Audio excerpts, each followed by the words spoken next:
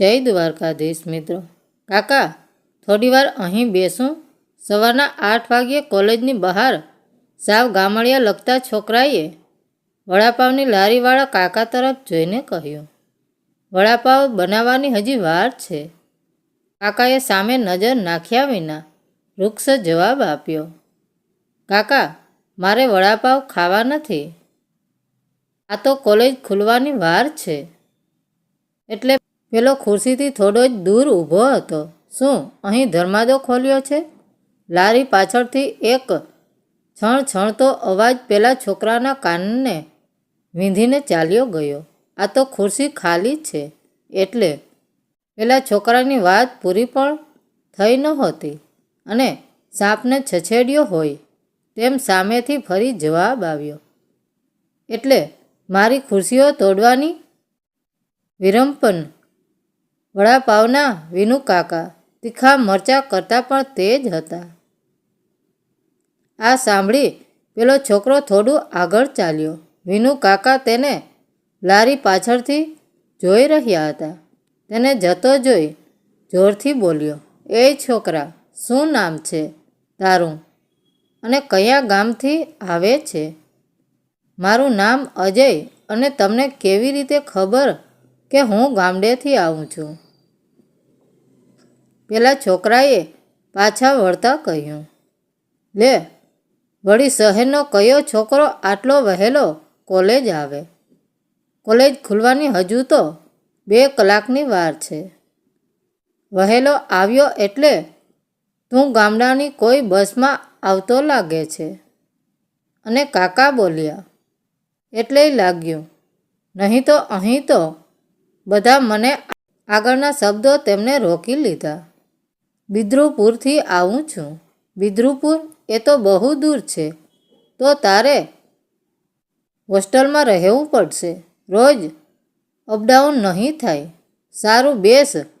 કાકાના અવાજની તીખાશ અચાનક જ ઓછી થઈ ગઈ હતી. તે બેઠો અને ટેબલ પર તેની નોટબુક કાઢીને કંઈક લખવા લાગ્યો. કાકા પણ તેની લારીની તૈયારીઓ કરવા લાગ્યા. તે 15 વર્ષથી આ જગ્યાએ જ વડાપાવ વેચતા હતા. તેનું નામ વિનુ કાકા પણ તેમના તીખા સ્વભાવને કારણે બધા વીરપ્પન કાકા કહેતા હતા. તેમના એક વડાપાવનો કોમ્બો પેક ખૂબ જ ફેમસ હતું. બધા એને વીરપ્પન વડાપાવ કહીને જ ઓર્ડર કરતા. શહેરના દરેક વડાપાવ કરતાં તેમનું આ કોમ્બો પેક મોંઘું હતું, પણ તેના સ્વાદને કારણે તે લોકપ્રિય હતું. કાકાના તેજ સ્વભાવ કરતાંય વીરપ્પન વડાપાવ તેજ હતું અને આજના યુવાનોને તે સ્વાદના આશિક હતા. કાકાની નજર વારંવાર આ છોકરા પર પડી રહી હતી.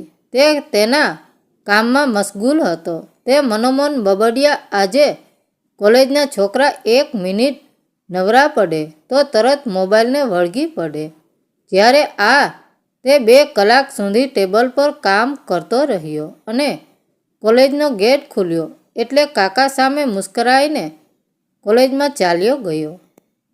કોલેજ ખુલી ગઈ. રંગબેરંગી પતંગિયાઓ જેમ હર્યા ભર્યા બાગમાં આમ તેમ ઉછળકૂદ કર્યા કરે, તેમ આ એન્જિનિયરિંગ કોલેજ પણ છોકરા છોકરીઓની આવન જાવન શરૂ થઈ ગઈ. પેલો છોકરો રોજ સવારે સૌથી વહેલો અને પહેલો આવે અને વડાપાવની લારીએ બેસે. તે રોજ કાકાની પરવાનગી માગે. એટલે એકવાર તો કાકાએ કહી દીધું કે જગ્યા મળે તો બેસી જવાનું, રોજ રોજ પૂછવાનું નહીં. વિનુ કાકા તેના માટે નરમ રહેતા અને રોજ તેનું નિરીક્ષણ કરે. તે છોકરો ત્યાં બેસીને કંઈક લખતો કે વાંચતો જ હોય. લગભગ 1 મહિનો પસાર થઈ ગયો, પણ તે છોકરાએ એક પણ વાર વડાપાવનો ઓર્ડર આપ્યો ન હતો. તે મફતની ખુરશી તોડતો હતો. વિનુ કાકા ક્યારેક ચીડાતા પણ કેમ જાણે તે ચૂપ રહેતા.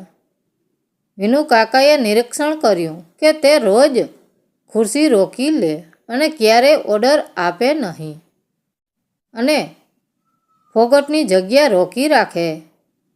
2-4 વાર તો કાકાએ વડાપાવનું પૂછ્યું પણ ખરું, પણ તે આજે ઉપવાસ છે, પેટમાં મજા નથી જેવા બહાના કાઢ્યા કરતો.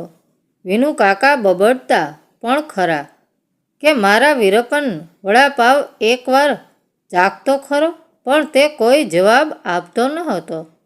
એક દિવસ કંઈક જુદું જ બન્યું. તે આવીને લારીએ બેઠો અને મુશળધાર વરસાદ શરૂ થઈ ગયો. ભારે વરસાદને કારણે કોલેજ ખુલી જ નહીં. આજે કાકા પણ એકલા જ હતા. તેમના ત્યાં કામ કરતો કોઈ માણસ નોકરી પર આવ્યો નહીં, એટલે વિનુ કાકાએ એકલા હાથે કામ શરૂ કર્યું. લારી બહાર પલળતા અજયને કાકાએ ઢાંકેલા પ્લાસ્ટિકની અંદર બેસાડ્યો.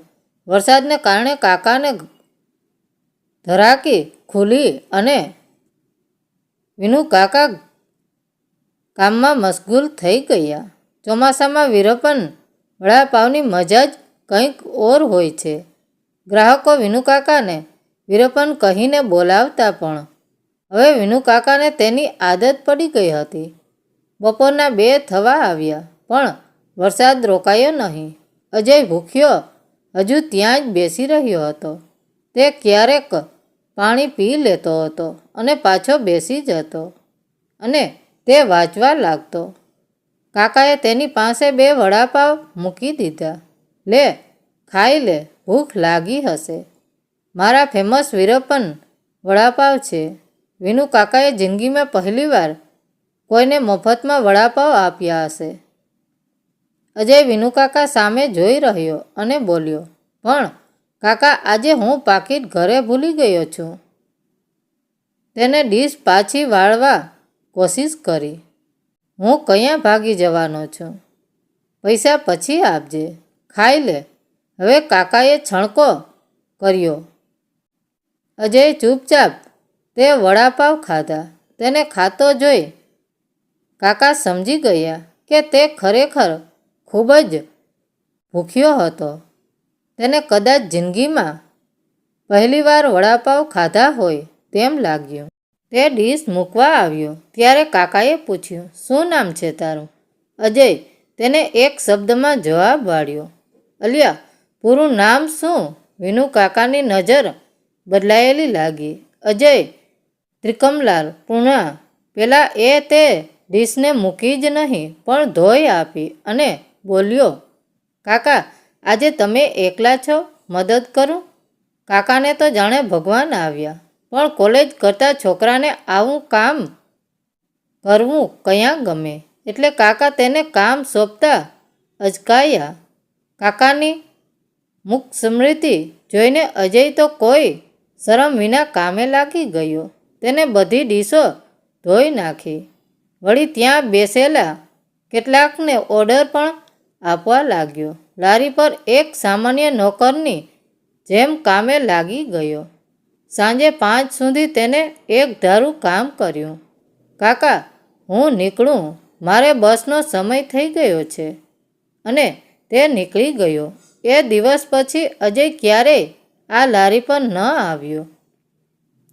કાકા તેને ઘણીવાર દૂરથી જોતા, પણ તે નજર ફેરવીને કોલેજમાં જતો રહેતો. કાકાને લાગ્યું કે તે પેલા વડાપાવના પૈસા આપવા નથી, એટલે દૂર ભાગી રહ્યો છે. વિનુ કાકાને તે છોકરાનું વર્તન સમજમાં ન આવ્યું. વર્ષો વીતતા કયા વાર લાગે છે. આ વાતને 10 વર્ષ વીતી ગયા. ઘણું બદલાઈ ગયું હતું. નહોતી બદલાઈ તો કાકાની વડાપાવની લારી. કાકાની ઉંમર વધી અને સ્વભાવને કારણે ઘરાકી પણ ઘટી હતી. હવે કાકાના વીરપ્પન વડાપાવનો ઓર્ડર ભાગ્યે જ કોઈ કરતું હતું. લારીની જગ્યા પણ હવે નાની થઈ ગઈ હતી. હવે કાકા એકલા જ કામ કરીને દાડા કાઢી રહ્યા હતા. સવારમાં કાકા ધીરે ધીરે તૈયારીઓ કરી રહ્યા હતા. ત્યારે કોઈ યુવાન આવ્યો અને બોલ્યો, કાકા, અહીં થોડીવાર બેસું? કાકાની નજર ઉંમરને કારણે સહેજ ઝાંખી પણ પડી ગઈ હતી.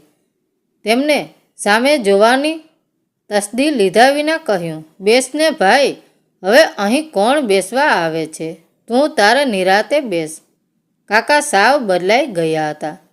એક વીરપન વડાપાવ પેલાએ ઓર્ડર આપ્યો ત્યારે વિનુ કાકાએ એક મુસ્કુરાહટ સાથે સામે જોયું. હવે આ નામ પણ ઇતિહાસ બની ગયું હોય તેમ ભાગ્યે જ કોઈ બોલતા હતા.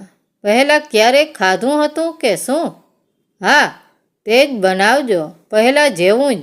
હા, આ કોલેજમાં જ ભણેલો લાગે છે. વિનુ કાકાએ વડાપાવ તૈયાર કરીને તેને ડીશ આપી. હા, પેલો જાણે જન્મો જન્મનો ભૂખ્યો હોય તેમ ફટાફટ વડાપાવ ઝાપટી ગયો. વાહ કાકા, ટેસ્ટ હજુ પણ બદલાયો નથી હો. કાકા તેમના કામમાં હતા. પેલાએ બિલમાં કેટલાક રૂપિયા લારીમાં મૂક્યા. કાકા તે જોઈને બોલ્યા, 50 જ છે, આટલા બધા નહીં. કાકા મને ન ઓળખ્યો?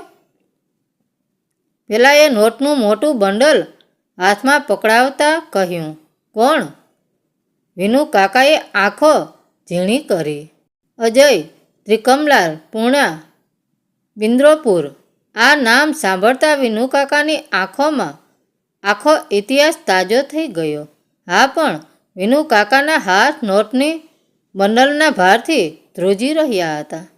કાકા, 10 વર્ષ પહેલાં તમારા એક વડાપાવનો હિસાબ બાકી હતો. તમને યાદ છે? હું અહીં બેસતો તમને ક્યારેય ઓર્ડર આપતો નહીં. પણ કાકા, ખરેખર તો મારી પાસે એક વડાપાવ ખરીદાય તેટલા પણ પૈસા ન હોતા. પિતાજી નાનપણમાં જ મૃત્યુ પામેલા. માં લકવાગ્રસ્ત, એટલે રોજ રાત્રે ઘરે ગયા વિના પણ છૂટકો ન હોતો. તે વરસાદમાં હું 2 દિવસનો ભૂખ્યો હતો. કારમી ગરીબીમાં હું તમને એક પણ પાઈ આપી શકું તેમ ન હોતો. એટલે આજે તે વડાપાવનો હિસાબ આપવા આવ્યો છું. અને કાકા, એ પછી આજ દિવસ સુધી મેં ક્યારેય વડાપાવ ખાધા નથી. મેં નક્કી કરેલું કે એ જૂનો હિસાબ પૂરો થાય પછી જ. અજયની આંખો 10 વર્ષ પહેલાંના વરસાદની જેમ જ મુસળધાર વરસી રહી હતી. વિનુ કાકાએ તેને બાથમાં લીધો અને બોલ્યો, અજય, તું? હા, યાદ આવ્યું. તે પણ વર્ષો પછી દિલ ખોલીને રડ્યા હોય તેમ રડી પડ્યા અને બોલ્યા, અજય, તને ખબર છે તે દિવસે મેં તને અહીં બેસવા કેમ દીધો હતો? ના, અજય આંસુ લૂછતા બોલ્યો, એ દિવસે મારો દીકરો અજય મારા વીરપન જેવા સ્વભાવને કારણે મને મૂકીને કાયમને માટે ઘર છોડીને ચાલ્યો ગયો હતો અને હું એકલો પડી ગયો હતો. એ હજુ પાછો નથી આવ્યો.